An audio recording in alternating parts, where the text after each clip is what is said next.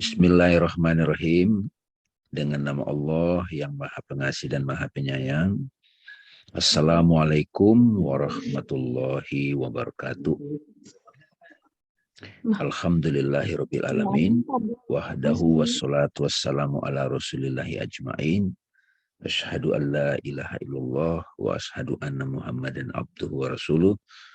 Allahumma basolli ala hajal nabil karim wa ala alihi wa sahbihi ajmain amma ba'du. Ibu-ibu, sahabat-sahabat yang dirahmati Allah, siapapun yang hadir di sini, marilah sama-sama kita bersyukur kehadirat Allah Subhanahu wa taala.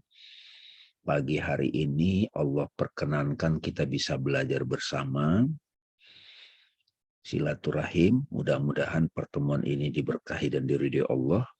Siapapun yang berkesempatan hadir di sini, itu atas izinnya, dan moga-moga dimudahkan untuk mengerti langsung dan mendapatkan hikmah. Saya juga dilancarkan untuk bisa berbagi hikmah pengetahuan pada kesempatan ini. Salam dan hormat kita pada guru-guru yang hadir dalam kehidupan kita, wabil khusus Nabi besar Muhammad SAW. Hari ini kita akan melanjutkan ya dari pembahasan kita sebelumnya. Kalau ibu-ibu masih ingat mengenai jati dirimu adalah kebahagiaanmu yang sejati gitu. Ya.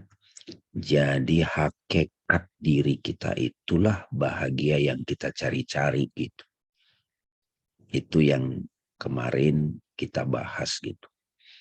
Nah, insya Allah nanti itu akan bisa diputar lagi, ditonton ulang. Insya Allah saya akan buat di YouTube gitu teman-teman. Kalau bagi yang ingin mengulang gitu. Nah, di situ digambarkan. Nah, sekarang ini kita mau mencoba praktek bahagia saat ini, atau dalam Islam suka disebut sakinah gitu, saadah gitu, sakinah gitu. Kita sering mendengar kata-kata yang populer sakinah, mawaddah, warohmah gitu. Sakinah itu kan artinya ketentraman gitu. Mawaddah itu kasih sayang, warohmah itu kasih sayang yang diekspresikan menyebar gitu. Nah, jadi teman-teman, pertemuan yang lalu kita melihat pada dasarnya semua manusia mencapai, menginginkan sesuatu, itu masih meletakkannya pada objek gitu. Mau kaya, mau rumah, mau tas yang bagus, pasangan yang harmonis gitu kan, pekerjaan yang bagus gitu, rumah. Itu semua adalah objek keinginan yang kita menganggap dengan itu kita bahagia. Tapi kan faktanya ada orang rumahnya bagus, pasangannya baik-baik saja, keluarganya baik, tapi dia nggak happy gitu. Karena suka main sosmed gitu, saya suka pusing dengan berita-berita yang macam-macam gitu. Nah, jadi di situ teman-teman, kita mulai sadar ya, saya kasih cluenya dulu, bahwa bahagia itu bukan pada objek yang diinginkan. Ya, bahagia itu adalah pelan-pelan menyadari yang menginginkan gitu. Ya, makanya sahabat-sahabat sekalian, pada waktu kita kadang duduk diam, di situ tiba-tiba kita merasakan saya kok damai ya tanpa apapun gitu. Itu sebetulnya terbuka tuh. Jati diri itu terbuka gitu saat kita hening diam gitu ya. Santai, rileks gitu. Di situ tiba-tiba kita sadar bahagia itu nggak perlu ngapa-ngapain gitu. Kalau kita menginginkan sesuatu itu bagian dari permainan dari kehidupan gitu. Tapi selama kita masih menganggap bahagia itu pada objek, pada sesuatu di luar diri kita, maka kebahagiaannya akan comes and goes gitu, datang dan pergi, nggak permanen. Begitu kita sadar bahagia itu adalah jati diri kita, disitulah kita mulai menikmati apapun yang kita lakukan, apapun yang kita sentuh. Ya, mungkin bagi ibu-ibu belum terbiasa dengan cara berpikir seperti ini. Nabi Muhammad sendiri di Gua Hiro itu beliau bahagia tuh, diam hening. Malam-malam ibu-ibu tahajud sendirian gitu. Sebetulnya bahagia yang sejati itu alone gitu. Tapi not lonely gitu Bu Anita ya. Jadi alone but not lonely. Kalau lonely itu apa? Nah, disitulah kita mulai belajar. Itu berkaitan dengan diri kita yang ego gitu. Jadi diri kita itu ada badan, ada rohani, ada juga di situ jiwa rendah itu yang disebut ego gitu, personality. Di diri kita juga ada akal gitu, akal yang menimbang secara objektif. Tapi begitu akal itu diam, tiba-tiba kita merasakan keheningan, nah itulah terbukanya kolbu. Nah di kolbu itu, di bahasa Indonesia suka disebut hati, dia punya pusat namanya nurani. Hati nurani, atau kadang di Islam disebut fitrah. Fitrah itu adalah primordial nature, hakikat diri kita. Nah di fitrah itulah sudah ada semuanya. Kayak kita di rahim ibu, kita itu terbutuhi semuanya keperluan kita. Nah di fitrah itu ada semua potensi Asmaul Husna, nama-nama Tuhan. Itu kira-kira. Nah cuman banyak orang itu belum tahu cara kembali ke dalam. Cara mengalami langsung jati diri itu.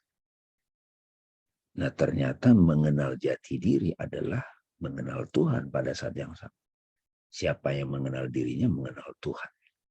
Ini saya ulang-ulang nih kalau ibu-ibu membuka YouTube saya gitu. Ini saya ulang-ulang terus. Ini Bu Tina ada di sini nih, nggak bosan-bosan nih Bu Tina nih. Ya, jadi, assalamualaikum Bu Tina. Ya, jadi ibu-ibu sekalian ya, jati diri kita. Nah hari ini kita coba diskusi supaya jadi praktek gitu ya. Ya kemarin itu kita di sini ya. Jati dirimu adalah kebahagiaanmu. Alhamdulillah. Iya. Nah ini seri keduanya, bagian keduanya ini kita akan bicara praktek bahagia saat ini kan. Kalau memang bahagia itu adalah jati diri kita, kenapa kita tidak selalu merasa bahagia, benar nggak? Kalau memang jati diri itu adalah kebahagiaan sejati, kenapa kita tidak selalu merasa bahagia? Kan itu pertanyaan. Makanya hari ini kita dialog saja, ibu-ibu, question and answer, supaya hari ini juga teman-teman bisa praktek, sehingga setelah kajian ini sumringah gitu. Sumringah mukanya gitu ya. Nah, ini suka saya kenalkan juga 4 kata ini, ikro ya. Ikro itu bukan membaca tulisan ya maksudnya. Ikro itu selalu menyelidiki apa saja, memaknai apa saja. Nah ini saya nyebut lagi self-inquiry. Saya menyelidiki langsung gitu loh Bu. Jadi kalau ibu lagi merasa cemburu, ibu selidiki tuh. Wah ini cemburu ini bentuknya apa ya, ada di mana ya gitu ya. Jangan kita diikutin dia, jangan kita dikuasai dia. Nah terus disitulah kita akhirnya direct path. Langsung kita terhubung gitu. Sehingga direct experience. Nah di Islam ya kita mau direct path nih, bahagia saat ini. Nggak nunggu besok, nggak nunggu suami tersenyum, nggak nunggu anak sukses gitu ya. Bahagia itu saat ini, bukan nanti kalau nanti tercapai, bukan. Nah di Islam ibu-ibu, ini sebetulnya doa kita loh. Bagaimana kita tiap mengalami bahagia saat ini. Kan kita sering berdoa tuh. Ihdinas sirotol mustaqim. Ya nggak Bu? Ihdinas sirotol mustaqim. Tunjuki, bawa kami gitu. Tunjuki itu kalau nunjukin doang kan, kalau kita tersesat di jalan, ya mau kemana lo? Ke rumah ini gitu. Terus itu loh ditunjukin dong tapi nggak diantarin gitu kan. Bisa nyasar juga tuh Bu Tia. Makanya guru saya suka bilang, tunjuki kami jalan itu. Ihdinas siratal mustaqim itu boleh dibilang bawa kami gitu. Ajak kami praktek gitu. Langsung lurus langsung ke pusatnya. Nah di situ sirotol lajina an'amta alaihim kan Bu Tia kan. Kan itu doa kita tiap hari. Yaitu jalannya mereka yang telah engkau beri nikmat. Mereka sudah sudah menikmati jalan langsung itu, sudah bahagia. Ada kalimat berikutnya, goiril makdubi, bukan mereka yang dimurkai Tuhan. Ya, yang dimurkai itu nggak percaya ada bahagia saat ini, ada pertemuan dengan Tuhan. Bahagia saat ini berarti bersama Tuhan ya Bu ya. Langsung. Jadi kalau kita lagi bahagia itu lagi bersama, lagi sadar kita pada Tuhan. Bukan yang dimurkai, bukan waladolin, bukan yang sesat. Ikut-ikutan tapi menderita. Kan ada orang itu ikut pengajian ini, ikut pengajian itu, loyal banget gitu ya, tapi menderita gitu kan, merasa mereka paling benar, tapi mereka menderita. Banyak loh itu ya Bu, di sekitar kita kalau kita baca, mungkin di antara kita pernah begitu. Jadi kita diajak apa, tapi kita masa begini sih. Harusnya agama itu membawa kepada kebahagiaan hakiki, kok enggak gitu. Harusnya agama itu menuntun kita bahagia. Gitu ya. Nah ini kuncinya. Siapa yang mengenal dirinya akan mengenal Tuhannya. Ini saya ulang-ulang terus ya, hadis Nabi. Jadi dirimu adalah kebahagiaanmu yang sejati. Nah secara sederhana tadi udah saya ulas. Manusia itu ada aspek jasmani ya Bu ya. Jasmani, body. Manusia juga ada mind. Di situ ada pikiran, perasaan. Kalau mau ditambah ada memori, ada imajinasi, ya. Trauma-trauma itu ada di mind tuh, batin gitu ya. Tapi kita juga ada roh. Roh kan rumahnya roh itu kolbu namanya. Raudoh itu, ini pengajian raudoh kan namanya Bu. Raudoh itu sebetulnya kolbu. Raudoh itu ketika kita tentram, nyaman, adem gitu Bu, raudoh. Makanya Raudhoh itu di situ tempat Nabi kumpul. Tapi secara simbolik Raudhoh itu di Madinah gitu, Masjid Nabawi. Tapi sebetulnya kalau Ibu sudah belajar hakikat ya, itu Raudhoh itu sebetulnya kolbu kita, taman gitu. Harmoni batin kita itu. Nah pikiran ini kalau belum diam, belum silent, itu nggak bisa lihat taman. Yang ada di pikiran adalah kontradiktif. Kenapa ya begitu? Kenapa begini? Kenapa begitu? Nah, gimana caranya mendiamkan ini? Nah, disitulah nanti ada prakteknya. Nah, roh inilah aku yang sejati. Dari mana aku ini? Aku ini yang hidup itulah ditiupkan dari Allah. Aku tiupkan rohku gitu ya. Ya, ibu-ibu sekalian, roh itu adalah napas ilahi. Harus ingat tuh. Nah, pada saat kita bernapas secara sadar, sebetulnya kita sudah terhubung dengan Maha Roh gitu ya. Apabila telah aku sempurnakan kejadiannya, aku tiupkan rohku. Ini ciptaan itu dalam kurung ya, sebetulnya yang tepat itu. Kutiupkan wa nafaktu fihi min ruh. Maka tunduklah kamu dengan bersujud kepadanya. Jadi ibu-ibu sekalian, kalau saya terangkan di sini, gimana caranya supaya kita bahagia sekarang? Simple, praktek adalah menyadari napas, Bu. Sekarang misalnya Bu Tia, kita bisa menyadari napas inhale-nya juga, inhale-nya dari hidung, exhale-nya dari mulut. Harus sadar Bu ya, Bu Reni ya. Inhale, exhale. Itu bisa kita praktek tuh sama-sama. Inhale, exhale. Karena begitu Ibu bernapas dengan sadar, aktivitas pikiran itu berhenti. Dia pindah kepada pengalaman napas.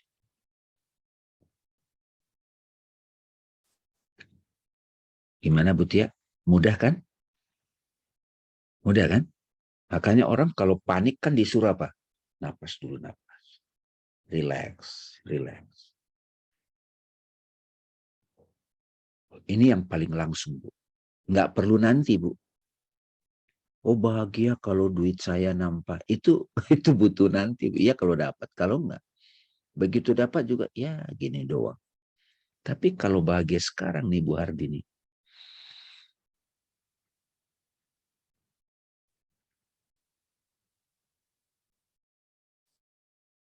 Gimana caranya bersyukur? Orang kan suka nanya. Bahagia itu bersyukur. Benar. Gimana caranya bersyukur saat ini? Ada orang nyebut alhamdulillah. Lagi putus pacar misalnya, lagi galau. Alhamdulillah, nggak susah kan itu susah untuk feel happy kalau kita. Makanya pengantarnya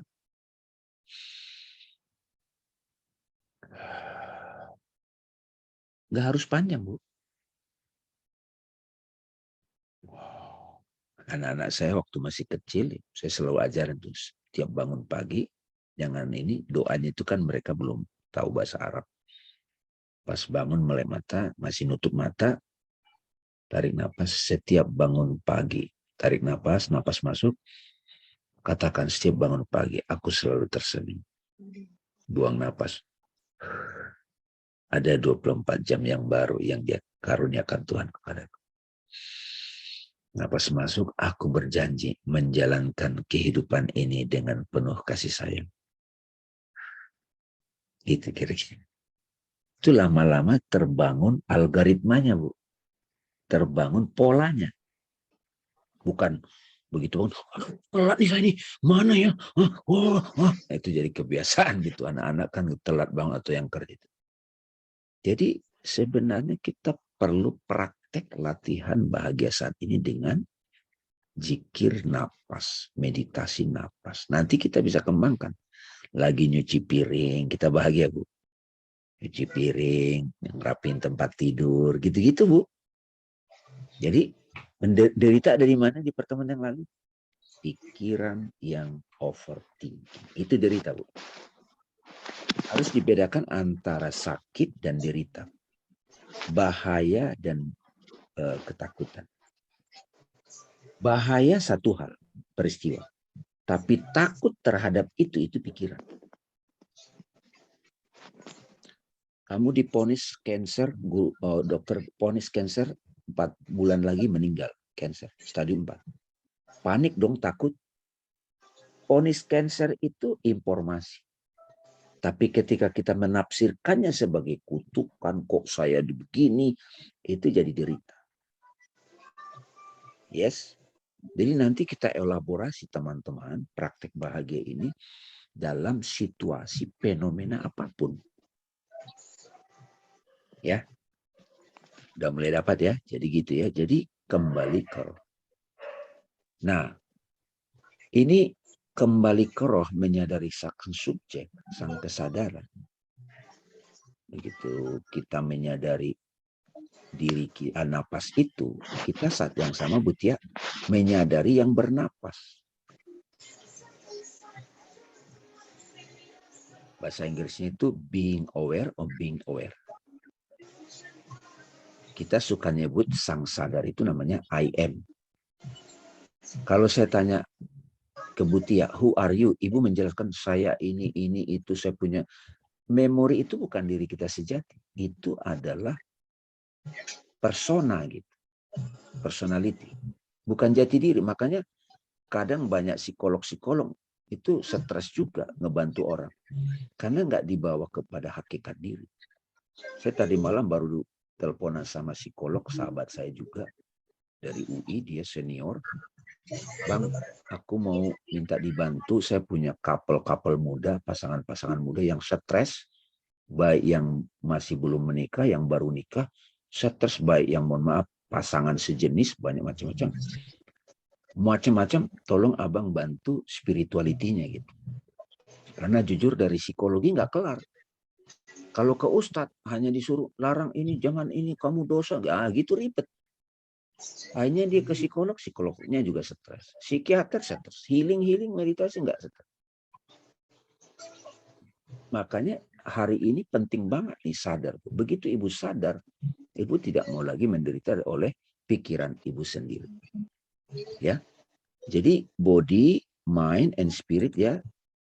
Sebetulnya ada lagi namanya dunia, betul ya? Yang kita sebut dunia ya. Dunia ibu misalnya ngeliat kamar, itu kan dunianya ibu. Oke, dunia gitu. Keluar rumah, halaman itu fisik gitu, ibu nampak. Begitu ibu nutup mata, maka dunia itu hanya persepsi, benar nggak?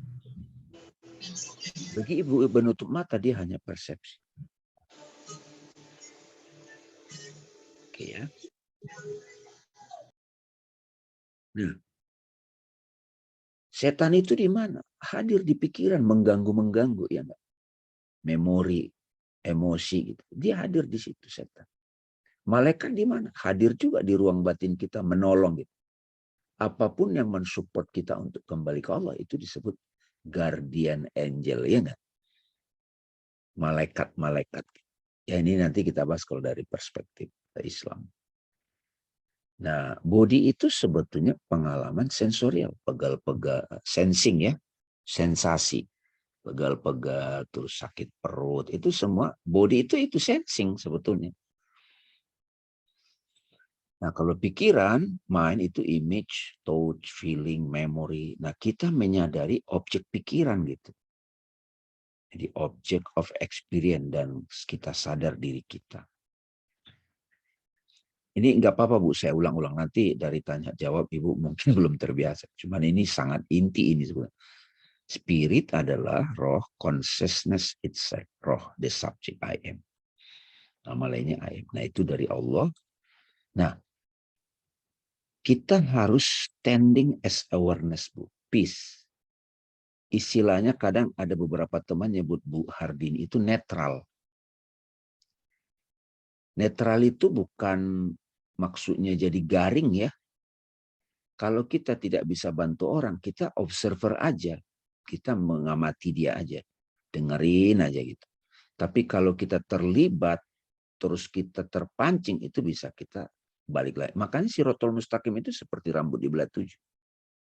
Untuk bisa standing as awareness, kalau di Islam, Bu, standing as awareness itu latihannya itu ya sholat itu. Allahu Akbar. Ya enggak? Ya enggak? Berdiri. Jangan mikir ke depan, jangan mikir ke belakang. Future and past. Kalau mikirin future, jadi worry. Ya enggak? Kalau mikir ke belakang, jadi terbebani gitu. Saat ini menjadi sholat ini, kalau saya sholat Bu, Allahu Akbar itu kan pasrah.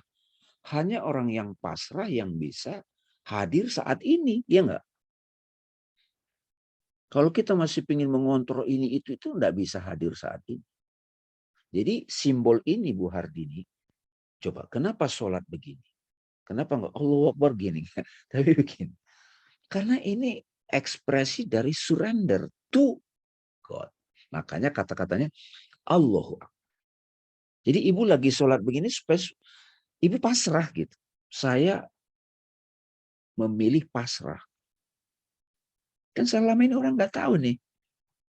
Tapi begitu ibu pasrah Bu, lalu ibu diam, baru membaca Fatihah sebagai ungkapan kesyukuran. Lalu ruku Bu. Ruku itu adalah humble. Sikap orang yang bahagia saat ini bersama Tuhan adalah humble. Rendah hati Bu. Orang yang rendah hati itu bahagia Bu. Bukan rendah diri ya. Bukan inferior. Nah itu udah mulai nangkap nih teman-teman. Jadi kalau kita lagi ruku, bawalah values nilai ruku itu, humility itu dalam kehidupan. Orang sombong itu nggak bahagia Bu. Nggak menikmati hidup. Benar nggak? Dia sombong, ada yang lebih sombong. Nah itu jadi ribet, bertanding. Tapi orang yang rendah hati itu percaya dengan dirinya, secure. Orang sombong itu insecure. Bodoh sebetulnya itu. Orang sombong itu. Tapi karena nggak sadar gitu. Kalau ada orang berhasil, alhamdulillah dia berhasil. Tanya, pengalaman kemana kok bisa kamu berhasil gitu. Jangan pasti korupsi tuh, pasti ada nipu-nipu. Nah, ini pikiran begini sebenarnya inferior loh ini. Ini lu aja nggak bisa gitu. Nah, jiwa-jiwa begitu banyak tuh di dalam diri kita. Karma-karma gitu. Setan-setan gentayangan dalam batu pikiran. Ya. Nah, ada sebuah dunia lagi Bu yang harus kita sadari. Yang sangat dahsyat sekarang ini namanya Bu. Digital Bu. Nah kayak sekarang ini kita hidup di mana Bu? Nih, sekarang nih ngobrol. Kita kan interaksinya digital ya nggak Bu Hardini? Nah digital, nih, imajinasi nih, touch feeling nih, image gitu nih. Wow. Jadi kunci untuk bahagia adalah selalu kembali kepada Sang Aku yang mengamati dunia ini, mengamati badan, mengamati pikiran. Ya, mungkin ibu belum terbiasa ya, tapi tidak apa-apa. Harus, saya insya Allah sama anak saya itu lagi menulis buku judulnya The Subject. Karena itu bentuk-bentuk praktek meditasi, praktek zikir, praktek tafakur yang akan membantu banyak orang. Rajin sholat, tetapi nggak ngeh gitu loh. Nah, di sini kita ini sudah sering saya sampaikan kalau yang untuk vertikal tadi kan bulat-bulat ini vertikal, body, mind, kolbu, spirit. Bahagia itu ya di sini. Makanya di Al-Quran surat Al-Fat ayat 4, huwallazi anjala syakinata fi qulubil. Jadi dia, maksudnya itu dia itu Allah. Dialah, ya Allah itu maksud yang telah turun menurunkan ketenangan ke dalam hati orang-orang yang beriman yang sadar. Menambah keimanan atas keimanan mereka yang telah ada. Jadi, nah kalau derita itu kan ini nafsu amarah, Bu. Kalau ada peristiwa, ibu yang bereaksi jiwa yang mana? Jiwa amarah, memaksakan diri atau menyalahkan. Nah itu jadi menderita. Kalau jiwa lawamah, ya saya nggak bisa apa-apa, mencela dirinya, saya lemah. Kalau nafsu mulhamah, dia introspeksi. Kenapa ini hadir dalam hidupku? Apa yang perlu saya perbaiki dari diriku? Nah, kalau di mutmainnah ini, dia hening dulu, pasrah, diam, lalu tiba-tiba dapat petunjuk. Ini kayak urutan Ibu Hartini. Nggak bisa kadang lompat. Nah, kalau kita sudah dapat hikmah, biasanya kita diridhoi Tuhan, mardia, jiwa yang diridhoi, kita menginspirasi, bahkan memberi berkat buat orang. Makanya banyak orang ketemu kiai, ketemu guru gitu. Ya kalau kiainya itu masih amarul lawama, wah nggak dapat berkat gitu. Sampai menyatu dengan kesadaran ilahi, itulah mutmain apa kamilah diri sempurna. Ya, ini udah sering saya sampaikan, bila di antara ibu-ibu ada yang kurang paham dengan ini, saya punya beberapa YouTube bahkan di Instagram bahas ini. Jadi kalau misalnya ada peristiwa apapun, ibu harus selalu kembali kepada mutmainnah dulu. Kuncinya di situ. Kalau datang ammar lawama, ibu harus segera sadar, menonton, mengamatinya. Nah, sakinata fi qulubil mu'min. Di beberapa tarekat, kalimat ini sering diulang sebagai doa. Wallazi anjala sakinata fi qulubil mu'minin. Itu kita seperti diingatkan. Ingat ya, yang menurunkan ketenangan itu Allah loh ya. Kalau saya katakan sekarang malah turunkan itu artinya Allah hadir di hati kita. Nah, terus kata sakinah ini juga ini bisa hadir melalui pasangan teman-teman. Nih, kalau ada pernikahan ini biasanya nongol nih ayat ini. Wa min ayatihi an khalaqalakum min anfusikum azwajan litashkunu ilaiha wa ja'ala bainakum mawaddatan wa rahmah inna fi dzalika la ayatil liqaumin yatafakkarun. Dan di antara tanda-tandanya, tanda-tanda Tuhan, kehadiran Tuhan ya. Ya di sini kadang disebut keagungannya. Ialah dia Tuhan menciptakan pasangan-pasangan. Ini banyak Bu, bukan satu.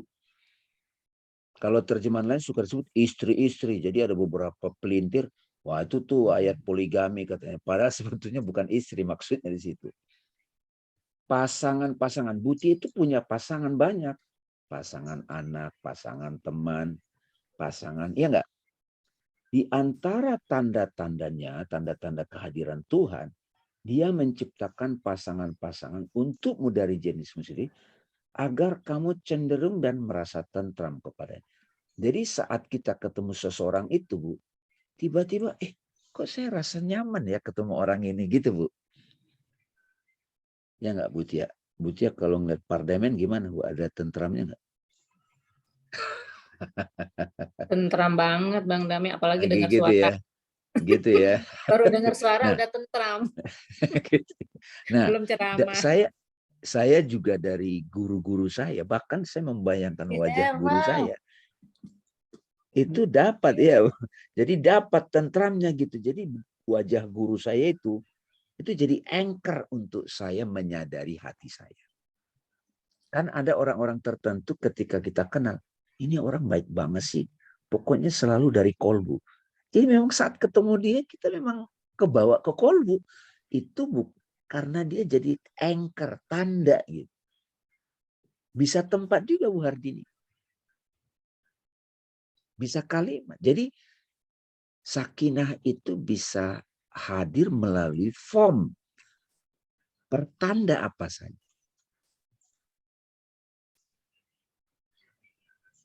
Kajian-kajian yang membawa kepada hati itu bisa. Ya, dari ketentraman itu, nah dia menjadikan di antara kamu rasa kasih sayang. Jadi ada dulu sakinah, baru kita dengan pasangan itu ada rasa kasih sayang, mawaddah, warohmah, ada excitement, ada gairah, semangat, kangen yang murni gitu. Lalu warohmah itu kita selalu ingin memberi. Sungguh pada yang demikian itu benar-benar terdapat tanda-tanda kebesaran Allah bagi kaum yang bertafakur. Sakinah, ketentraman yang hadir saat menyaksikan tanda-tandanya lewat pasangan-pasangan. Beberapa relationship. Jadi tapi ada juga beberapa pasangan orang-orang kalau dia datang kita jadi terguncang gitu. Nah itu berarti orang itu memang nggak hadir dengan hatinya. Jangan pakai angka. Nggak hadir dengan hatinya. Nah jadi ibu-ibu sekalian, sahabat-sahabat, saya reminding lagi, kunci bahagia saat ini adalah zikrullah. Ingatlah selalu, ala bizikrillahi tatmainnul qulub. Hanya dengan mengingat Allah hati tentram. Zikrullah itu apa? Sadar sang aku, standing as awareness. Ini ayatnya ya, orang-orang yang beriman itu hati mereka menjadi tertentram karena mengingat Allah. Sungguh hanya dengan mengingat Allah hati tentram. Ya. Oke ibu-ibu, silakan kita berdiskusi sekarang untuk memperdalam apa yang telah kita yang dipaparkan tadi. Mudah-mudahan di sini ada 33 orang bisa terbuka ya. Dari tanya jawab ini akan terbuka nanti pengalaman-pengalaman langsung. Silakan, barangkali Bu Hardini dulu atau siapa silakan.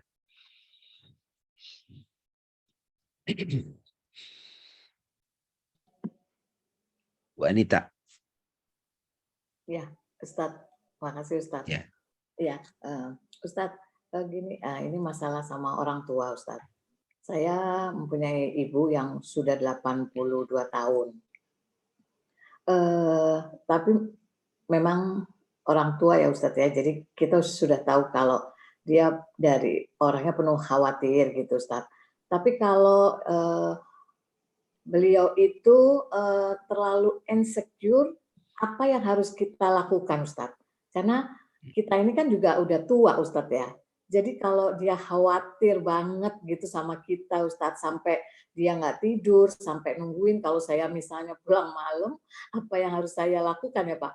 Kebetulan memang sekarang saya menjaga beliau Pak, karena saya sendiri, beliau sendiri. Tapi justru itu membuat beliau jadi insecure gitu Pak. Jadi apa yang harus saya lakukan, saya kan takut jadi dia jadi stres gitu Pak. Karena ya, Oke. Siapa nama ibunya Bu? Ibu Anita, ibunya siapa namanya? Ibu Anis Pak. Ibu Anis. Ya. Begini Bu. Pertama-tama nih saat ini nih ya Ibu Anis, Ibu Anita pasti sudah lama gimana ya menyikapi menghadapi ibu saya ini gitu ya Bu ya? Iya, betul Pak. Oke, gini Bu. Saya juga mengalami apa yang Ibu alami. Saya punya ibu juga yang sudah sepuh, bahkan sudah pikun. Tapi saya menemani ibu saya untuk dia kembali ke jati dirinya. Oke? Iya. Ibu saya itu juga suka mikir ini, mikir itu, khawatir anaknya ada 3 belum nikah. Ribet sendiri. Iya. Nah, dulu sebelum saya belajar seperti ini, Bu, Iya. itu saya terganggu. Karena saya kasihan melihat ibu saya. Jadi Bu Anita sama juga. Ibu juga terbebani, tanda petik. Iya. Dengan kondisi orang tua yang seperti itu. Enggak, Iya. benar nggak? Iya, betul, Oke. Pak. Nah, Ya. sebelum Ibu Anita membantu Ibu Anis, Iya. orang tua, terlebih dahulu Ibu Anita membantu diri sendiri dulu. Baik, Pak. Oke? Caranya? Ya. Nah, ini yang mau dikasih tahu caranya. Urutan-urutannya harus jelas. Ya. Karena banyak orang pingin membantu orang lain, bisa ibu, bisa suami, bisa anak, tapi dia sendiri belum membantu dirinya. Oke? Iya. Nah, jadi bisa nggak orang yang belum bisa menolong dirinya menolong orang lain? Nggak bisa, Pak. Nggak bisa. Makanya Sulit. ada analog di kitab suci, orang buta nggak bisa nuntun orang buta. Iya, benar, Pak. Karena sama-sama masuk ke dalam lubang. Iya, Nah, benar. hanya orang yang melek yang bisa menuntun orang buta. Hanya orang yang berilmu yang bisa menuntun orang yang bodoh. Iya. Hanya orang yang sadar yang bisa membangunkan orang yang belum sadar. Iya. Saat ini Bu Anita ini dapat berkah, Bu, kalau Ibu bisa mengerti ini. Oke? Nah, Ibu Anita, bagaimana Ibu menolong diri sendiri? Pertama, nih sekarang nih, ada nggak Ibu Anissa sekarang di sini hadir? Nggak ada, Pak. Sebentar, Saya ada. Bu maksudnya, Pak? Anissa hadir di sini. Oh, iya. Hadir Bu Anissa di sini. Buktinya apa? Hadir dibicarakan. Oh, iya. Yes, oke? Iya. Iya. Bu Anita, Bu Anis hadir di sini. Bahkan teman-teman yang lain mendengarkan kisah ini. Iya. Bisa jadi kisah Bu Anita ini, cerita Bu Anita ini, itu dialami juga sahabat yang lain. Makanya yang lain yang punya pengalaman yang sama juga dapat hikmah nih. Pertanyaan saya ke Bu Anita, apakah Bu Anis hadir saat ini? Iya, hadir karena dibicarakan. Nah, hadir di mana itu? Bukan secara fisik. Iya. Hadir di pikiran Ibu. Oke. Nah, Yes. kalau kita kesal sama orang, Bu, kita tidur di kamar sendirian, tapi kita kesal sama orang itu, kita sebetulnya bodoh. Padahal karena kita ribet sama pikiran sendiri.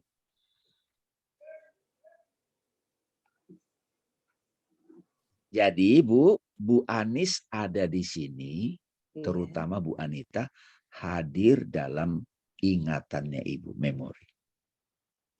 Nah sekarang Bu, kalau saya tanya Bu Anita, Ibu masih kebayang nggak mau Kak Bu Anis sekarang yang lagi berkeluh kesah segala macam? Kebayang nggak? Iya, kebayang, Pak. Oke. Pada saat Ibu membayangkan, terbayang juga emosinya kan? Iya. Oke. Iya, Pak. Iya. Terbayang emosinya, galaunya, oke kan? Iya. Oke. Nah, terbayang juga di benak Ibu sekarang, Bu Anita yang suka ngeluh juga ketika ngelihat ibunya seperti itu. Iya. Oke. Jadi ada dua sosok di pikiran Ibu sekarang. Bu Anis yang galau, yang suka ngeluh, dan Ibu Anita yang berkeluh kesah juga. Iya. Nah, jadi Ibu sekarang menonton dua sosok tuh kalau Ibu nutup mata. Oh, Bu Anis nih. Aduh, gimana ya hidup ini kok gini amat sih. Terus Ibu bayangin juga diri Ibu di situ. Kebayang aja, cuman blur. Ini namanya personality, Bu, dalam bentuk pikiran. Iya. Nah, sekarang Bu Anita, Ibu harus sadar sekarang ini, saat ini. Oh, aku sedang menonton sebuah adegan dalam ingatan saya antara Ibu Anis, personality Ibu Anis, sama personality Anita. Ibu tonton. Saat Ibu bisa menonton pertunjukan ini di benak Ibu, tanpa terganggu, itu namanya takwa. Oh iya. Iya, Pak. Itu namanya takwa. Alert. Iya. Iya. Banyak orang nggak ngerti ini. Padahal ini sebetulnya mudah. Inilah gunanya malam-malam Bu Hardini, kita malam. Kalau kita melakukan aktivitas 24 jam sehari itu kan banyak tuh macam-macam. Saat itu mungkin nggak kelar, nggak selesai, banyak beban. Malamnya setelah sholat isya kita duduk, kita putar lagi cerita itu. Kita tonton ulang adegan itu. Saat kita bisa menonton, termasuk emosinya kita rasakan. Kita kalau sudah bisa menonton adegan itu di pikiran kita, virtual, dalam bentuk virtual mind, kita narik napas. Kalau ada di situ yang membuat kita sesak, Tuhan, aku minta ampun. Ajari aku apa hikmah dari adegan ini, peristiwa. Itu yang nggak kita lakukan selama ini, Bu. Makanya diulang-ulang terus cerita itu. Karena kita belum dapat hikmah. Sehingga kita tidak ridho lagi dengan ibu kita begitu. Ya ibu udah begitu, ya udah memang udah tua, Bu. Memang itu hukum alam. Ibu ridho dengan ibu Anis yang begitu. Itu namanya nafsu rodiah. Kalau ibu sudah dapat hikmah, nanti ibu bisa berbagi ke ibu Anis. Yang bisa menolong orang yang sudah ridho di makom ridho. Ini ya, masih ingat gak ini ya? Ini kan? Ini ingat nih Bu. Saat ibu terganggu dengan ibu Anis yang itu, ibu dilawamah tuh. Aduh anak macam apa, aku itu kok nggak bisa nolong gitu. Ya Bu Anita ya. Sekarang saya ajak ibu ngomong dialog, ibu di mulhamah.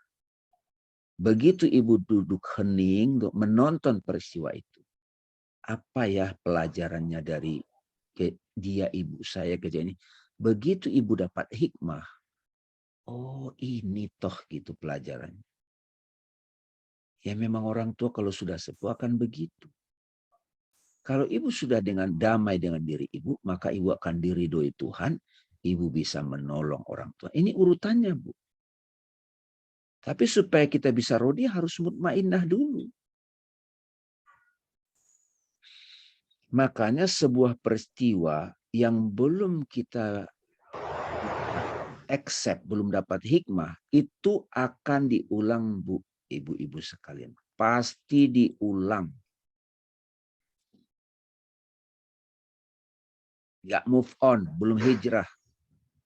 Ada orang kejadiannya 3 tahun lalu, 10 tahun lalu, masih aja belum move on. Buktinya apa? Saat ketemu orang itu, balik lagi ke personality Bu Anita yang galau itu.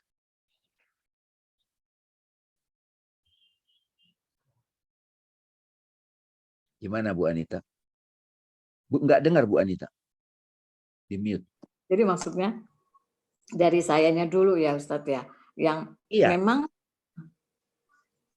kami udah menyadari ya Pak, namanya orang tua gitu kita hadapin, tapi supaya memang tidak berulang, jadi dari sayanya dulu ya, dari kita dulu ya Pak, terus bisa.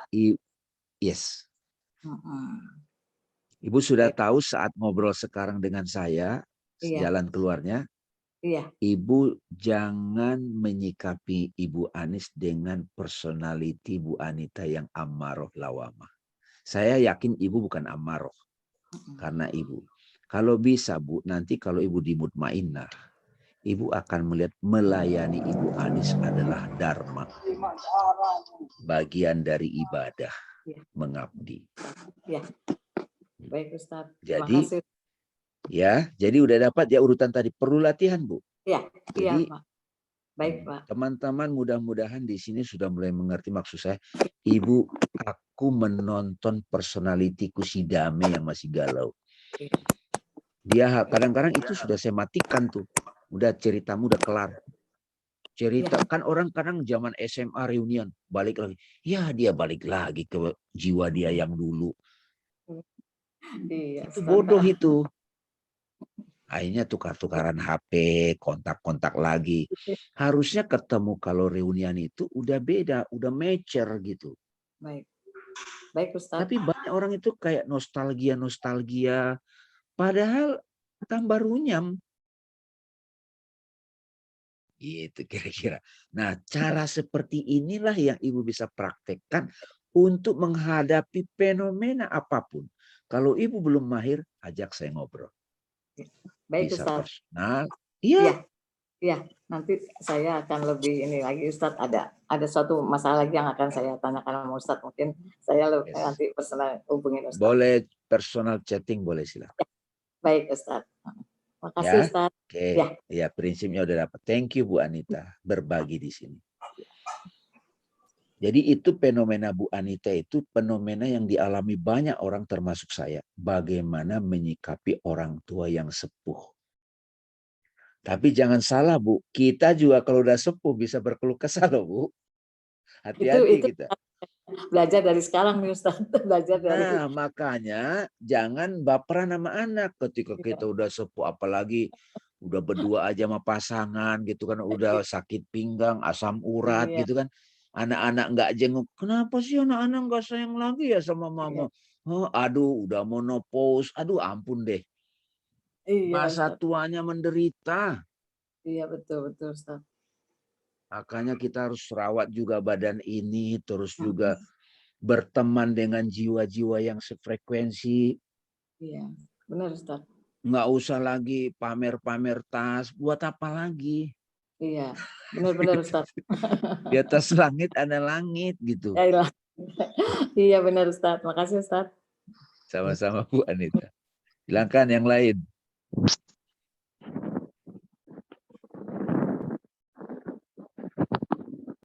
Monggo loh.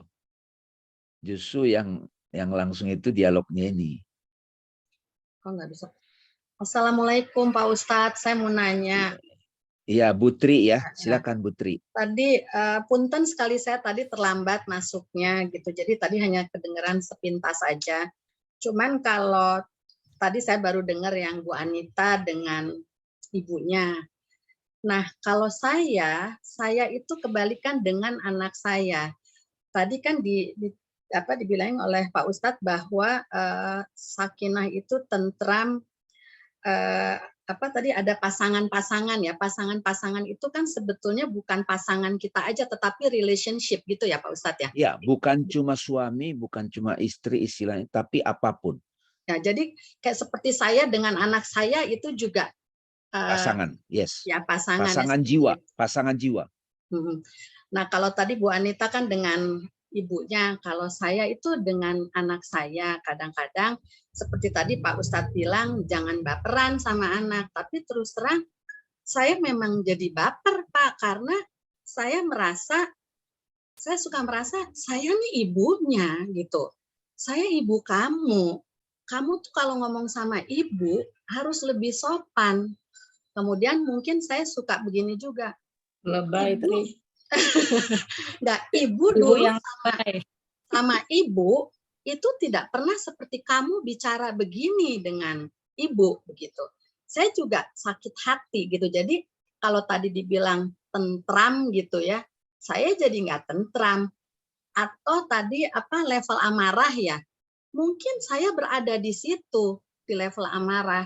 Walaupun saya ingat bahwa saya harus menaikkan level saya.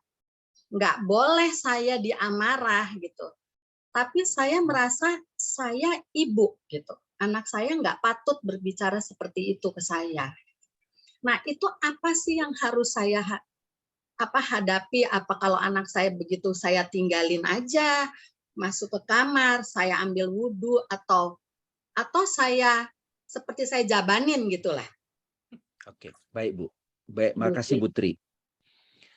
Yang penting Putri sekarang mau menceritakan dan juga mengakui tadi telat gitu ya. Telat tadi Ibu sehingga Ibu tidak utuh melihatnya. Itu sebabnya di awal-awal kajian ini dan pertemuan sebelumnya saya menyampaikan satu prinsip dasar dalam kehidupan ini dan dari agama adalah pentingnya Bu mengenal jati diri. Ya, banyak orang menganggap dia sudah mengenal dirinya tapi tidak clear. Ya. Nah, diri kita yang sejati Putri itu sebetulnya bukan badan ini, bukan jiwa, tetapi roh.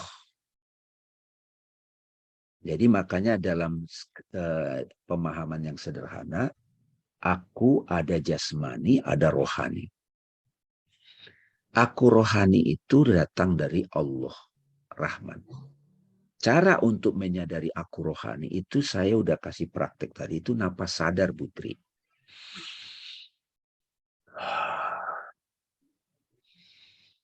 Nah, saat kita napas sadar, Bu, di situ tidak ada laki, tidak ada perempuan, tidak ada Jawa, tidak ada Batak, tidak ada status sosial ibu, tidak ada status sosial anak. Oke? Nah, antara jasmani dan rohani di situ ada jiwa, Bu, yang tadi 7 derajat jiwa. Nah, ini benar-benar dari para wali nih, Bu, dari Al-Qur'an, ya ayat Tuhan nafsul mutmainnah.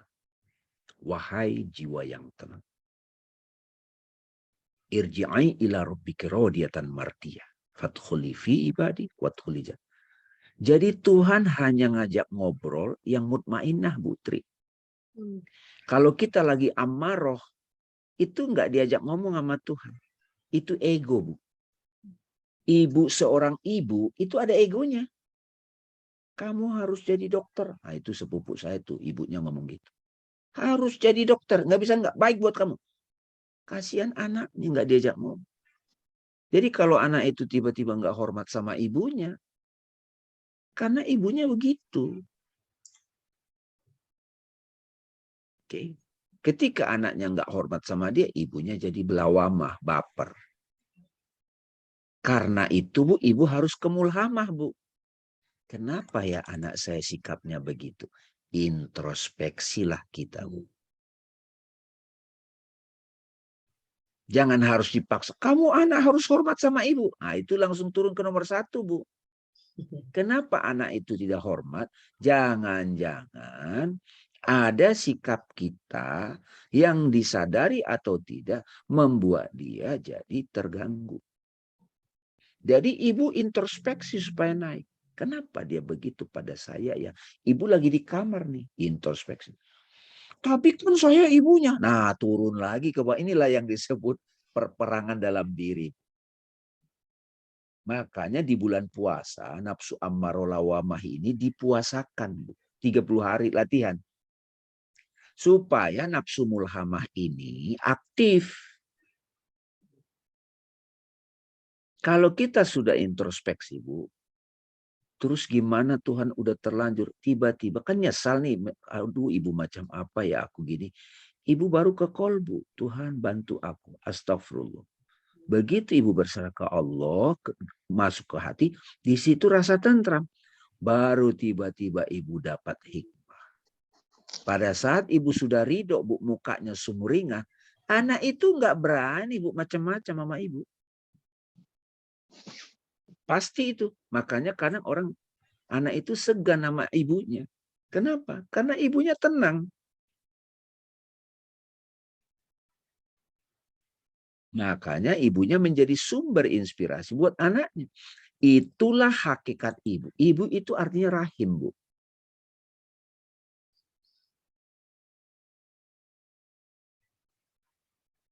Jadi lihat hubungannya itu, Bu, pasangan soul, bukan status sosial dulu. Kita kan cuma dititipin anak, amanah, diamanahkan lah. Dia bahkan bukan milik kita. Dia adalah amanah yang diberikan Tuhan. Saya sering ketemu, Bu, anaknya itu lebih matang dari orang tuanya. Sering saya ketemu anak-anak begitu. Tapi saya juga ajarin anak itu jangan melunjak sama bapak ibu. Jadi di sini kita semua, kalau ibu sudah bisa menjadi sahabat soul dengan anak, nah itu baru dapat sakinah mawaddah warohmah nanti. Nah, banyak orang tua sosial dan biologi harus dibedain ya, Bu, ya. Orang tua sosial, orang tua biologi, sama the real orang tua adalah yang mengasuh jiwa, menemani jiwa, punya sifat rahman rahim.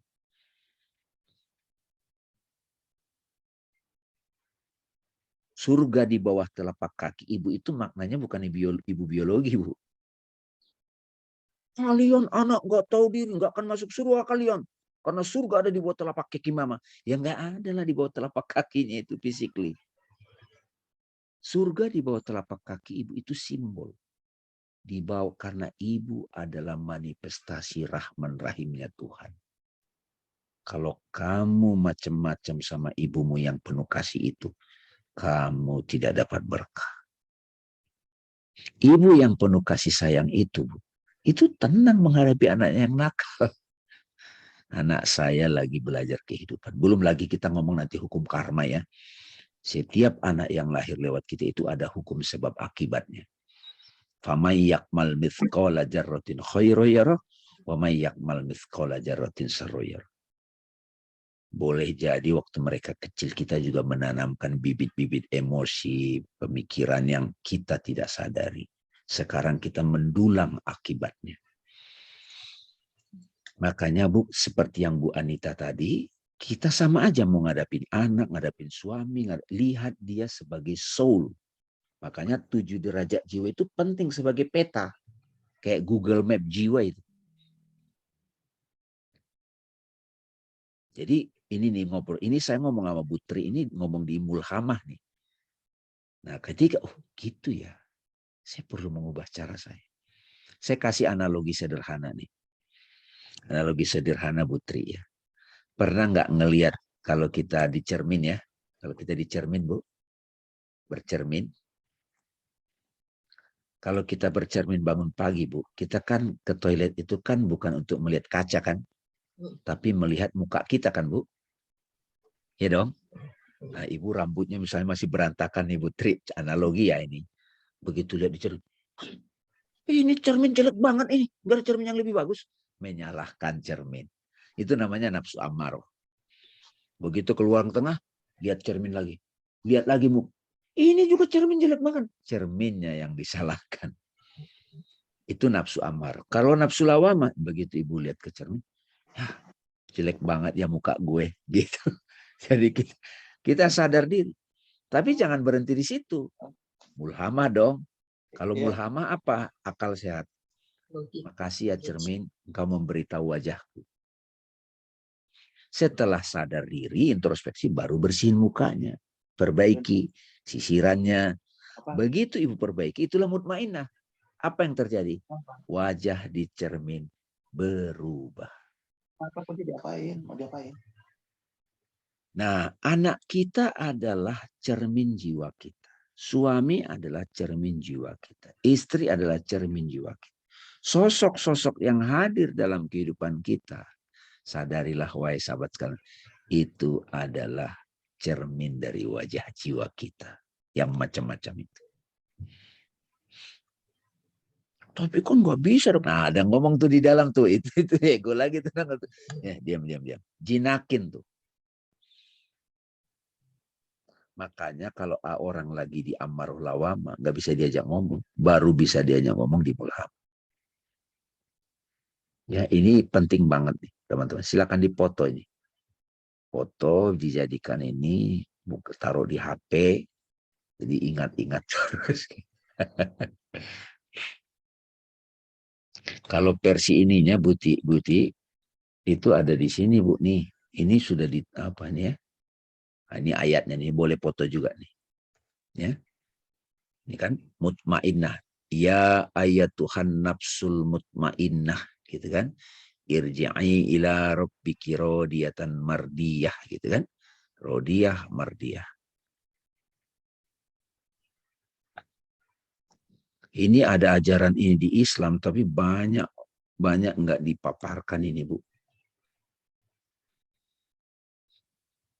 Jadi Bu, kalau anak-anak itu belum hormat, ya of course kita ngelus dada, kita introspeksi. Seorang kiai juga harus introspeksi ketika murid-muridnya nggak hormat sama dia.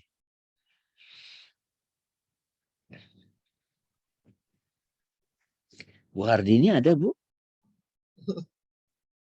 Ya, kalau saya ini aja Ustadz. Misalnya kita ingin mungkin sebagai orang tua kan tentu pengalaman lebih banyak daripada anak.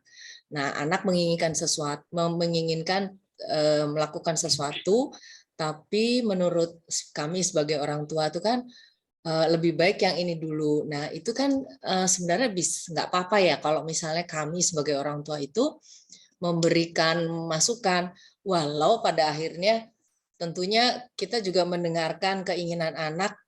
Kalau memang itu begitu kalau alasan anak itu kuat, tentunya kami orang tua akhirnya ya menerima juga gitu. Tapi kan nggak apa-apa ya Ustadz, ya maksudnya kita menyampaikan dulu sebagai orang tua pengalaman kita adalah seperti ini gitu. Kira-kira gitu gimana Ustadz? Oke, makasih Bu Hardini. Ya. Saya dari dulu itu suka sekali ngasih sesi parenting Bu di banyak forum. Banyak parent itu punya mindset, paradigma. Dia mengarahkan anaknya. Saya menghormati itu. Tapi kadang mengarahkannya itu disusupi ego, Bu. Misalnya pemberian nama aja, Bu. Nama aja, anak bayi lahir. Itu bisa berantem antara anak dan kakek loh. Ayah dan anak. Urusan ngasih nama gitu. Nah, kebayang nggak kalau ada situasi karma begitu di keluarga kita, egonya kencang satu sama yang lain. Nah, gitu Bu ya. Jadi kita harus sadar Bu, kadang-kadang kita memberi arahan pada anak itu karena dikte sosial. Sosial mendikte kita. Era digital ini Bu agak berubah kita. Karena anak-anak itu dengan modal bahasa Inggris yang lumayan, dia bisa banyak tahu yang kita boleh jadi nggak tahu. Dia lebih tahu. Yes, kita harus terima itu. Karena itu, peranan orang tua saat situasi seperti ini harus kembali ke prinsip dasar. Apa itu? Menemani jiwa anak menemukan takdirnya. Saya menggunakan kata menemani. Boleh banget Bu Hardin. Tapi banyak orang tua, waktu anak masih SD, TK, SD, dia karena punya memori dia kan anaknya kecil kan. Tapi begitu anak sudah SMP kelas 3, itu harusnya orang tua bisa jadi teman, Bu. Teman ngobrol. Ketika anaknya curhat tentang pengalamannya, langsung panik orang tuanya. Misalnya anaknya ada kecenderungan jadi LGBT gitu. Saya beberapa kali tuh, ada ibu-ibu laporan ke saya. Anak saya ngaku begini. Wah, kamu dosa, kamu akan di... Ntar dulu, Bu, dia udah bagus mau cerita. Dia mau cerita ke ibu itu udah bagus. Dan anaknya berjilbab, Bu. Coba tuh. Kenapa? Karena mereka punya dunia sekarang yang kita nggak tahu di HP-nya itu. Karena itu, ibu-ibu sekalian, ilmu seperti ini nih yang kita bahas ini. 7 derajat jiwa, bahagia saat ini. Itu harus matang kita, Bu, supaya kita bisa menemani jiwa anak. Menemani bagaimana dia memilih pasangannya, kita jadi teman ngobrol. Bagaimana dia berkarir, bagaimana dia beli rumah, bagaimana dia berkeagama, iya nggak Bu? Akhirnya anak-anak itu belajar agama tuh jadi ekstrim. Nah lo kalau udah begitu gimana? Ke bawah psikolog nggak kelar juga. Jadi Bu Hardini silakan Bu, tapi bilang aja, mama juga urusan begitu masih belajar. Kalau kita tidak bisa mengajarkan tentang hakikat diri kepada anak Bu, jangan sotoy kita. Bawa ke seorang guru. Makanya kemarin di offline Bodhitia, kita ada acara di Cipete namanya kajian swaguru offline. Knowing yourself. Jadi anak-anak muda sekarang perlu ilmu ini Bu. Mereka mesti tahu sholat itu mereka butuh. Bukan karena dogma, karena peraturan. Saya suka bilang gini. Nak, Dek, kamu kalau HP-mu lowbat diapain? Ya dicas Bang katanya. Oke. Kalau kamu lagi lowbat gimana? Saya bilang gitu. Lowbat itu maksudnya lagi bete, lagi mager apa. Ya dengerin musik. Saya nggak dengar loh Bu, dia ada yang bilang sholat itu. Saya punya cara loh untuk ngecas diri apa? Prayer saya bilang. Mau saya kasih tahu caranya. Di situ saya kasih tahu sholat. Hakikatnya wudhu. Bagaimana kamu saat nyentuh air itu kamu usap ke mukamu. Kamu jadi seger. Makna takbir, makna ruku gitu. Dia praktekin. Kamu saat begini tutup mata. Pasrah. Ada satu momen ketika kamu putus pacar kan kamu bingung. Ya udah ambil wudhu saja. Allah pasrah padamu ya Allah. Nah itu enak tuh saya bilang gitu. Belum yang terakhir salam gitu kan. Mengalirkan kasih sayang ke sekitar. Makanya di Suaguru Instagram Bu, itu saya pernah bahas prayer itu beberapa kali. 3 sesi. Di YouTube juga ada tuh, what is prayer gitu. Anak muda perlu nggak lagi, kalau nggak sholat dosa, udah nggak cocok lagi Bu cara-cara gitu. Kita kan produk yang gitu-gituin Bu. Udah usia segini aja masih belum bisa khusyuk, susah kecuali menderita. Nah, jadi Bu, kita menjadi teman, sahabat jiwa anak untuk mengerti hidup. Saya misalnya ngajarin anak saya gitar. Sekarang dia lebih jago. Wah, gimana ya dia lebih suka Jimi Hendrix lagi apa gitu kan. Jimi Hendrix kan di image saya kan trauma juga. Oh, dia harus pakai narkoba dulu atau itu beritanya, saya nggak tahu juga. Akhirnya saya berdoa, ya Allah, tolong kirimkan guru yang bisa menemani jiwa anak saya. Selain mengajarkan musik, juga mengajarkan kehidupan. Ketemulah. Dia ngajar musik, tapi mengajarkan kehidupan. Almarhum Mas Beben. Kalau Ibu klik di internet, Tasawuf Jazz itu saya suka ngisi bareng Mas Beben. Komunitas Jazz Kemayoran. Anak-anak muda kumpul banyak di situ. Musik tidak hanya untuk musik, tapi musik juga untuk attitude, tapi juga musik untuk spiritual. Jadi menemani silakan Bu Hardini, tapi kalau misalnya saya ketemu anak muda, dia di high school, SMA kelas 2, kelas 3 SMP waktu itu. Gurunya bilang, anak-anak yang menciptakan alam semesta ini Allah Subhanahu wa Ta'ala. Kita harus percaya itu. Terus anak itu ngomong ke saya, pintar Bu. Ngomong ke mamanya dulu. Mama, kata guru saya, alam semesta ini diciptakan Allah, katanya. Yang nyiptain Allah siapa ya? Nah, dia mikir gitu. Nah, ibunya, oh udah tahu ini masih ngomong Abang Damen gitu. Masih, udah dia ngomong ke saya, wah itu jawabnya panjang tuh, kita bikin podcast saja. Bikin podcast kita tentang itu. Sekarang anak itu udah SMA, mau ke Liverpool. Saya temenin dia beberapa kali untuk dia bisa menghayati sholat, bagaimana. Karena dia mau sekolah di Inggris. Gitu Bu Hardini ya. Jadi banyak hal yang mesti ilmu yang kita pelajari saat ini akan membantu kita sebagai parent menemani anak-anak. Gitu ya Bu Tri ya. Ya, terima Oke, kasih. thank Bang you. Dede. Yuk. Bu Reni. Kalau saya itu Bapak Ustadz, saya merasa selalu di yang sangat rendah nih, di apa namanya, di nafsu Lawamah. gitu. Selalu kalau ada apa-apa saya menyalahkan diri sendiri. Ini sih pasti saya yang salah gitu. Nah itu untuk menuju ke yang tingkat berikutnya itu Mutmainah ya. Mutmainah itu bagaimana ya Pak Ustadz itu? Ini Bu, makasih Bu Reni, Ibu Bang. Saya sampai sekarang pun Bu Reni itu saya masih suka di lawamah saya.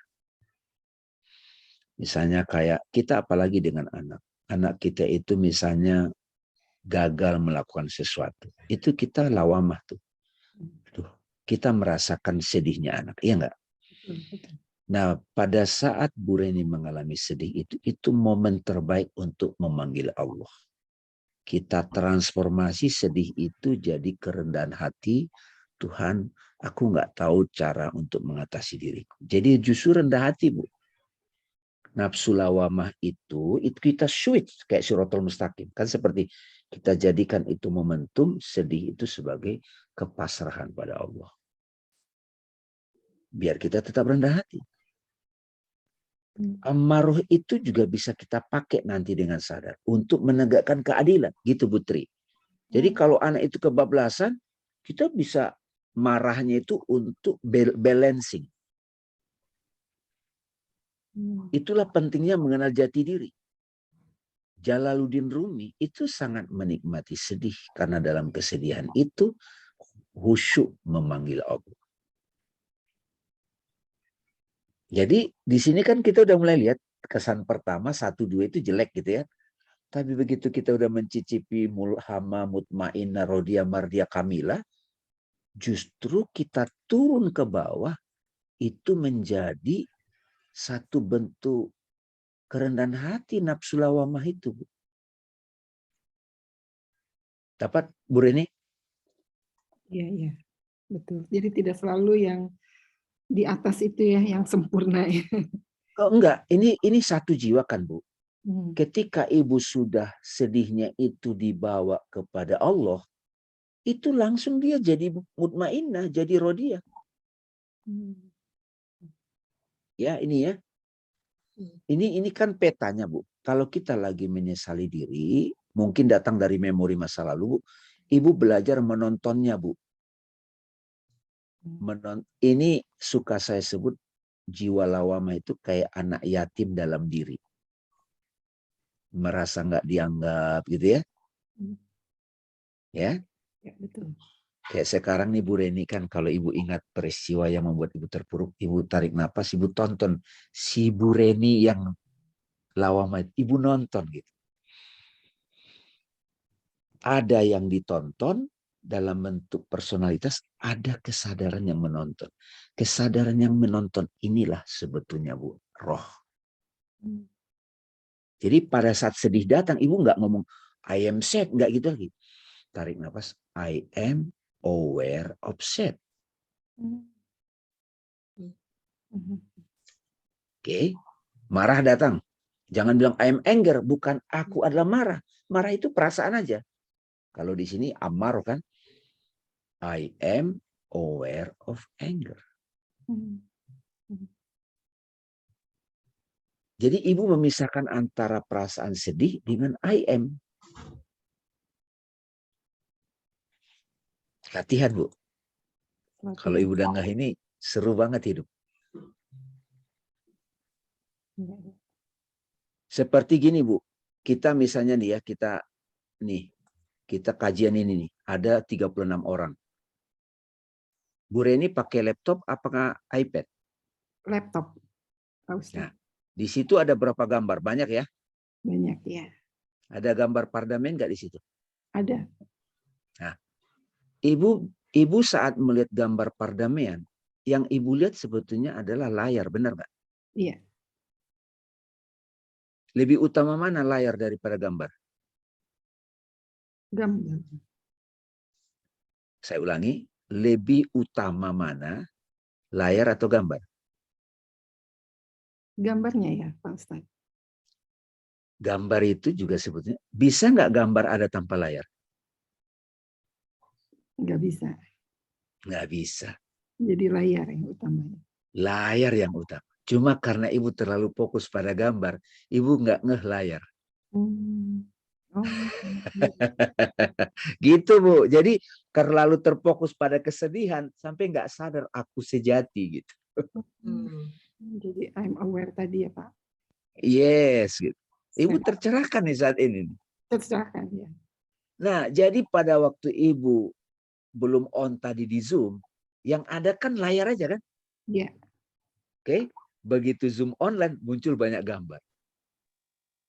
Sama seperti ibu nonton di bioskop XX1. Ibu saat masuk, ibu lihat layar kan?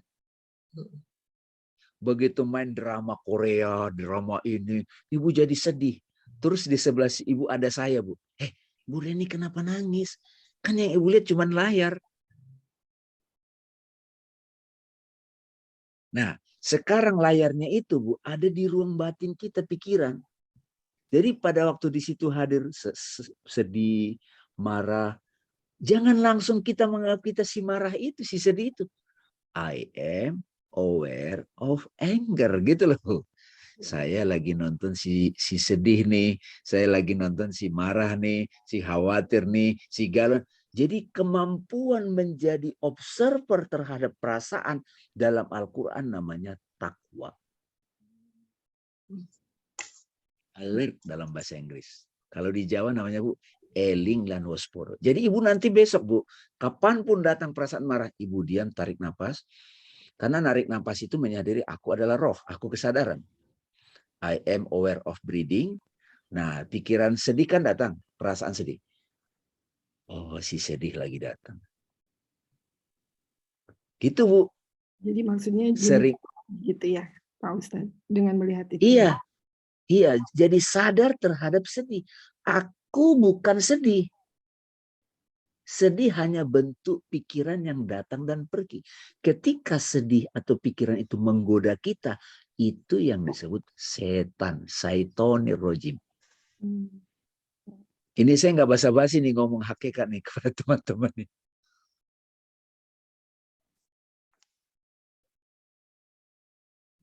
Oke Bu, Reni udah bisa senyum kan? Iya. Nah, kapanpun sedih datang, nih si sedih lagi datang nih. Jadi ibu kayak sedih. Jadi hidup ini memang drama Korea. Jadi maksudnya dengan itu mudah kita untuk ke mulhamah ya Pak Ustadz. Mulhamah sampai ke mutmainnah malah. Jadi mudah-mudahan Bu Reni dan teman-teman sudah mengerti ketika saya nyebut jadilah penyaksi penonton terhadap pikiran dan perasaan. Jangan lock in. Penonton alert.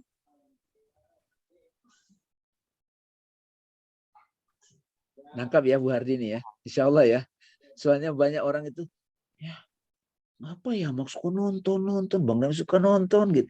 Kayak kita mimpi Bu. Ibu kalau lagi mimpi ya, mimpi dikejar-kejar anjing.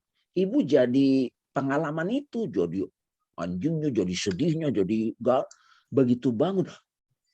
Cuma imajinasi. Nah begitu anjing yang galak tadi itu masih ada, ibu sudah bisa nonton. Cuma mimpi.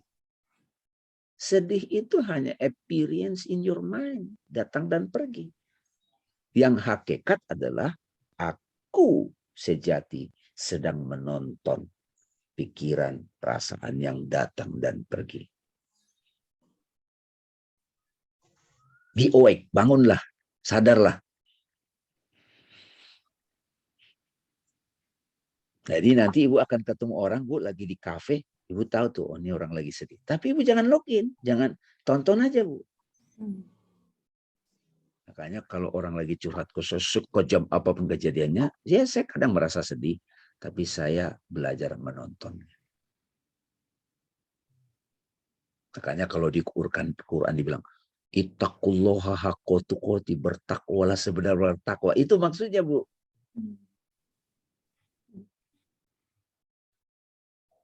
Tidaklah kehidupan dunia ini kecuali permainan dan senda gurau. Tapi ingat, akhirat itu lebih baik bagimu jika kamu bertakwa. Akhirat itu apa? Hikmah dari peristiwa ini apa? Hikmah dari pengalaman sakit ini apa? Hikmah dari sedih ini apa?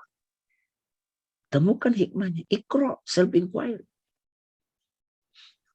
Itulah prakteknya. Kalau gitu udah sering-sering jadi I am, jadi sang aku, bukan sebagai personality atau ego, kita lama-lama bahagia itu permanen. Saat ini.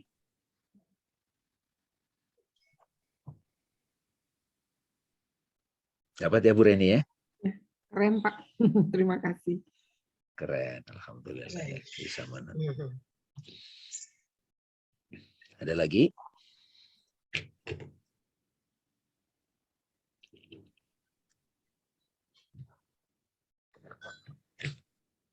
Oke. Nah, ciri kalau orang sudah sampai pada bagian begitu, ini udah gini, maka kita akan melatih mengingat diri kita yang sejati itu, aku itu kan diri sejati, Bu. Damai itu bukan aku sejati, Bu. Saya sebagai ibu itu bukan aku sejati. Aku sejati itu roh. Makanya di Al-Quran ditegaskan di surat Toha, sesungguhnya aku ini Allah. Innani anallah. La ilaha illa ana. Tidak ada Tuhan selain aku. Jadi jangan lagi menyembah selain sang aku. Maka sembahlah aku. Ya kan? Dan dirikan sholat untuk mengingat aku. Sekarang teman-teman begitu mulai disebut aku, itu nama Allah, Bu. Clear loh ini. Nah, aku ini Allah. Ruang tanpa batas batin. Peace itself. I am happiness, you see. Aku adalah kebahagiaan yang kamu cari itu sang aku. Ya. Jadi teman-teman sekalian, ciri orang yang sudah sampai ke situ itu akan mudah menerima situasi apapun dan juga bisa mengamatinya, bisa juga memainkan antusiasmenya, dan juga bisa enjoyment every moment. Alhamdulillah. Ya, silakan. Barangkali masih ada pertanyaan. Saya kira sudah dikasih sari-sarinya nih. Tadi sudah ada 4 pertanyaan. Dan 4 pertanyaan itu mewakili banyak di antara kita yang sering kita hadapi dalam kehidupan sehari-hari. Bu Tia, silakan, masih ada? Bu Tia, sebelum saya oper. Jadi gini, Bang Dame. Jadi kita ini hidupnya ini mesti ya di masa sekarang ini ya Bang Dame ya. Jangan kita yang masa yang lalu, jangan kita hidup di masa lalu. Maksudnya gitu kan Bang Dame, atau yang di masa yang akan datang hidup yang sekarang ini yang kita jalani gitu ya Bang Dame ya. Nah, kalaupun kita menengok masa lalu, itu kita harus bisa nonton. Jadi nonton aja, tidak tidak ngikut gitu ya istilahnya Bang Dame. Tidak lock in, tidak ya, lock tidak in lock kalau istilah. Iya, iya. Karena kalaupun ibu lock in sama masa lalu, pastikan untuk mengambil hikmahnya. Iya. Boleh kok kita mengingat, karena kita mengingat masa lalu itu sekarang kan. Untuk intinya untuk jadi lebih baik kan bisa, tapi yang seperti Bang Dame bilang untuk ambil hikmahnya gitu Bang Dame ya. Iya. Kalau kita kebanyakan banyak masalah manusia itu karena terjebak di masa lalu. Terjebak di masa lalu berarti terjebak di persona ego. Sama juga dengan masa depan. Masa depan itu juga cuman hadir di pikiran. Kalau kita silent, nggak ada masa depan, masa lalu. Yang ada now. Dan itu acceptance, pasrah, tauhid, ikhlas. Cuman saya ingatkan Bu, pola pikir kita sudah ratusan tahun, bukan cuma kita Bu. Peradaban nenek moyang kita itu nggak balik ke kekinian.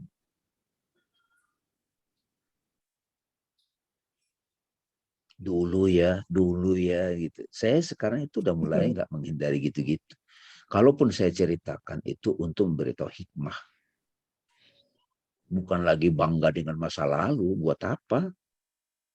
Iya ya, dulu lu pangeran, sekarang kan lu kere gitu kan. Ada orang yang pas lab recreation kan, meditasi dihipnotis. Dulu saya itu Cleopatra loh, dulu saya itu Joko Tingkir loh, dulu saya itu turunannya Raja Agung loh.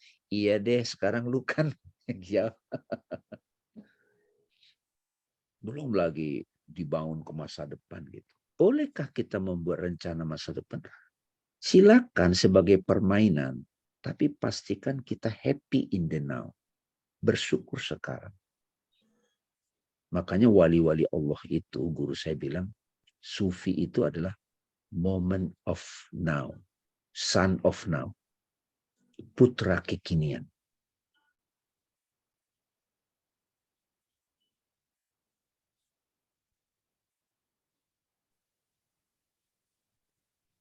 Gitu ya Bu Tia ya. Satu lagi saya mau nanya nih Bang Dame. Kan Bang Dame bilang kebahagiaan itu adalah saat kesadaran itu ada di mana kita hadapi momen tersebut gitu ya. Ya gitu ya Bang Dame ya, kita sadar gitu kan bahwa kita lagi misal kita sedang makan, kita sadar nih kita lagi makan. Jadi benar-benar kan kadang-kadang kita makan pakai HP, pakai apa segala gitu. Nah, yang saya mau tanya yang tadi Bang Dame ngomong saya ke ulang Ibu. Bu, saya potong dikit. Iya. Dikit. Ketika Ibu sebut kesadaran, kebanyakan orang masih menganggap conscious of. Sadar pada objek, sadar pada makan, sadar pada sedih. Oh iya. Tapi kalau saya sebut kesadaran sejati, itu adalah consciousness itself. Misalnya nih, saya ajak praktek nih sekarang, Bu Tia. Coba Ibu lagi nonton pakai laptop atau pakai iPad? iPad. Nah, coba Bu, lihat iPad-nya. Coba siapa yang sadar pada iPad ini? Terasa ya. Seperti ada yang menonton kita ini. Iya. Itu bukan pikiran. Nah, waktu saya mati suri 2 kali, saya jadi itu, Bu. Waktu saya mati suri, saya bukan badan saya bukan pikir. Jadi saya siapa? Saya tanpa batas, Bu.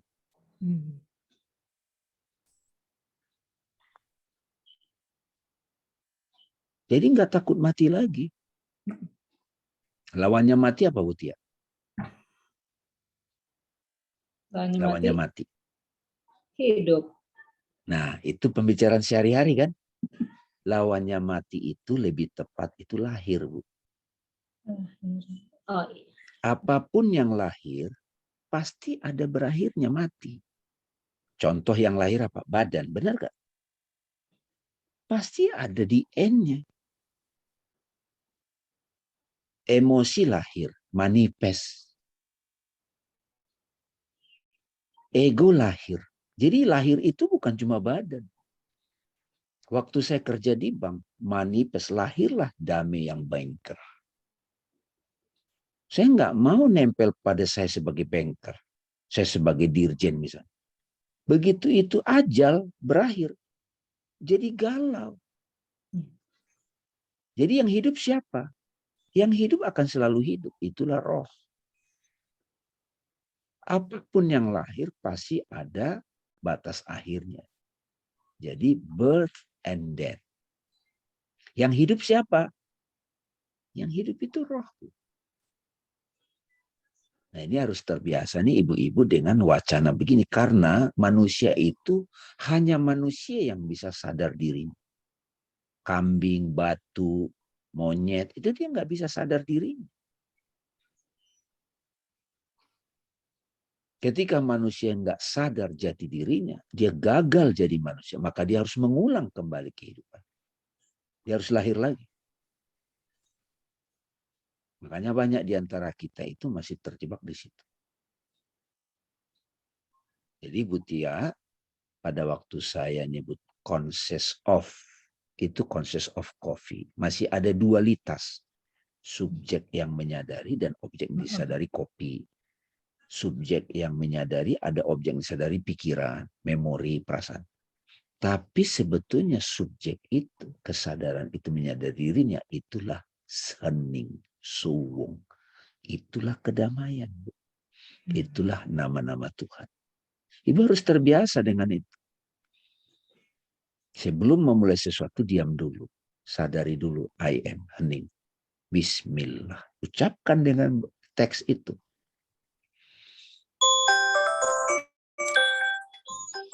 Nah, ini setidaknya di kajian Raudhoh ini sudah 2 kali nih ya. Insya Allah kita buat reguler. Tema-temanya nggak basa-basi, Bu. Kita nggak sibuk lagi. Ini halal, ini haram. Itu kita udah khatam bahas-bahas begitu. Kagak kelar-kelar hidup kita. Nyesat-nyesatin orang ini itu. Kapan bahagianya kita? Kalau orang berantem atas nama agama, itu jelas ego. Benar nggak? Pakai kemasan agama aja. Kalau kita sama-sama kembali ke kolbu, nggak ada berantem. Yang ada harmoni. Yang ada ketuhanan yang Maha Esa. Kalau kita udah sadar Tuhan yang Maha Esa, Allahu Ahad, maka kemanusiaan yang adil dan beradab. Kita sesama manusia akan memanusiakan manusia. Di Pancasila yang ada di Indonesia itu tauhid itu. Ajaran perennial itu. Makanya ada Fazlur Rahman namanya di Chicago University bilang, Indonesia itu punya ideologi yang luar biasa. Yang kita sendiri masih belajar menghayatinya. Itu kan tidak tabrakan dengan agama. Di Islam sendiri kalau yang kaku pemahamannya, itu merasa paling benar antar mazhab berantem. Ya enggak, Bu? Itu ego semua itu. Karena kedengkian ada di Quran. Jadi kita gara-gara pandemi ini kita udah mulai nggak lagi ada di situ. Itu masih amarah tuh semua. Umat Islam merasa inferior, lawamah gitu. Kalau yang barat ya terjebak pada kapitalisme sekuler gitu. Kalau kita kan ke kolbu.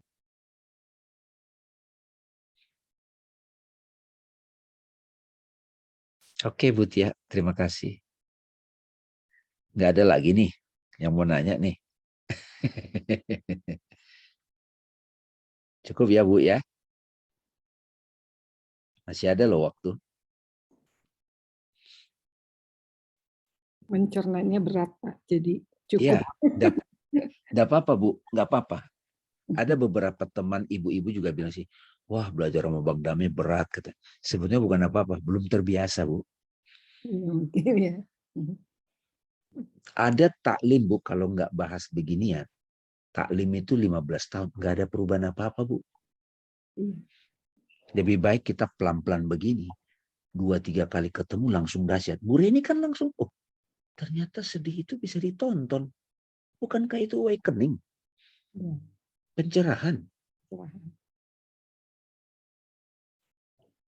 Kita kan nanti bahas juga apa itu takbir ini, maknanya.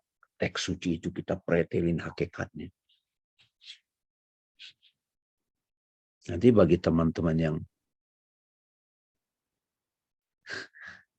kalau teman-teman sudah ini nanti insya Allah bisa buka di YouTube ya. Diulang-ulang aja Bu. 7 derajat jiwa itu ya. Jadi saya terangkan sedikit lagi terakhir.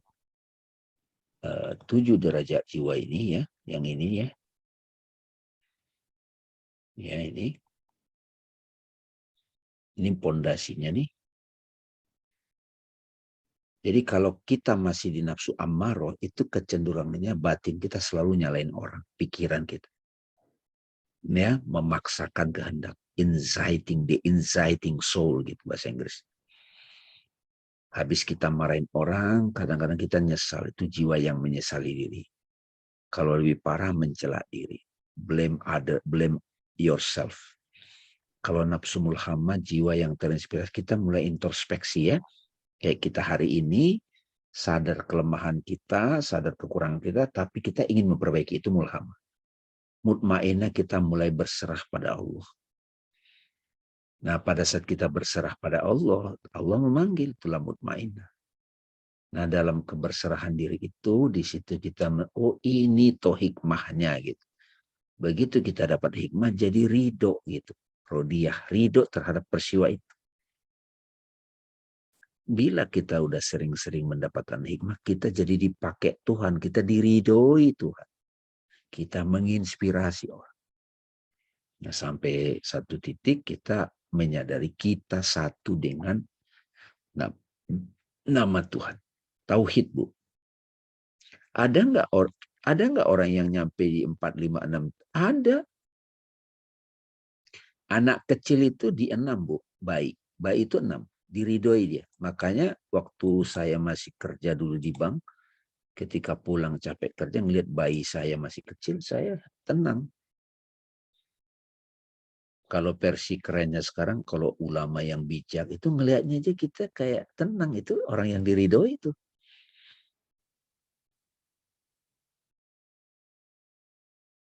Ya, oke. Ibu Tia, terima kasih banyak. Alhamdulillah. Kita tutup kajian ini. Kalau sudah tidak ada, dengan doa yang singkat. Al-Fatihah.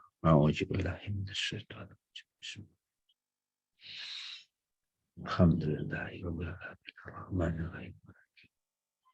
Ya karena kedua ya Kristus. Dan suratul ladzina. Ya Allah yang Maha Pengasih dan Penyayang, Engkau hadir menyaksikan kami berkumpul di sini belajar bersama. Berkahilah kami ya Allah. Buatlah kami bisa mengambil hikmah dari apapun yang kami kaji hari ini. Dan semoga taklim ini diberkati ya Allah. Berkati kami ya Allah. Rabbana hablana min azwatina wa dzurriyyatina qurrata a'yun waj'alna lil muttaqina imama. Rabbana atina fid dunya hasanah wa fil akhirati hasanah wa qina adzabannar. Alhamdulillah. Terima kasih Bu Tia, ibu-ibu sekalian yang berbahagia. Saya kembalikan